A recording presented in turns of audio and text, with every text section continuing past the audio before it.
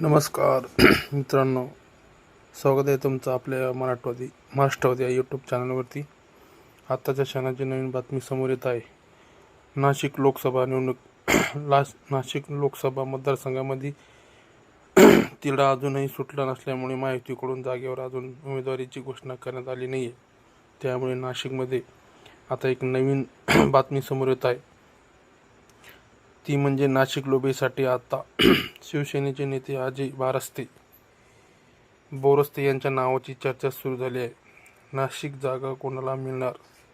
राष्ट्रवादी किंवा शिवसेना यांचा तिढा अजून सुटलेला नाही. त्यामुळे नाशिकच्या लोकसभा जागेसाठी राष्ट्रवादीचे नेते छगन भुजबळ आणि शिवसेनेचे खासदार हेमंत गोडसे यांचं नाव चर्चेत आहे. मात्र अजूनही या जागेचा निर्णय झाला नाही. त्यामुळे ही जागा कोणाच्या वाट्याला जाणार असा नाशिककरांना प्रश्न पडला आहे.